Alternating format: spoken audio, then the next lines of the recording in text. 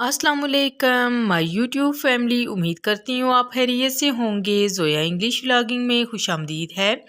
Friends, आज का जो टॉपिक है वो बहुत ही इंटरेस्टिंग है। आज मैं आपको कुछ फ़िक्रात को उर्दू में से इंग्लिश में ट्रांसलेट करके बताऊंगी, तो आपने मेरी वीडियो में मेरा साथ देना है।